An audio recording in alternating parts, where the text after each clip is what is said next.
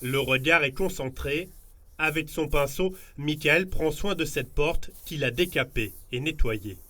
Cette porte, elle est du 18e.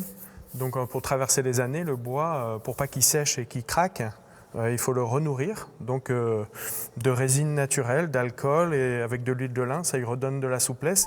La touche finale de grands travaux au monastère de Saorge. Dans l'église Notre-Dame des Miracles, la restauration a concerné notamment des fresques datant du XVIIe et XVIIIe siècle. Un travail qui a révélé quelques surprises, comme ces scénettes illustrant certains frères franciscains, des couleurs et une richesse du décor qui avaient peu à peu disparu.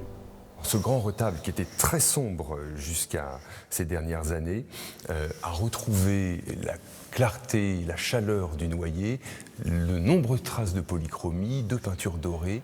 Plusieurs éléments du décor, manquants ou volés au fil des années, sont de nouveau à leur place, comme ces deux angelots présents sur le maître d'autel. Ce chantier aura coûté près d'1,5 million d'euros et mobilisé une quinzaine de professionnels pendant 3 ans. La restauration qui vient de s'achever, elle a concerné la reprise des toitures. Donc on remet le monument dans un état d'étanchéité qui permet sa préservation. L'intérieur de l'église a été restauré. Les peintures de la galerie nord du cloître, elles aussi, ont été restaurées.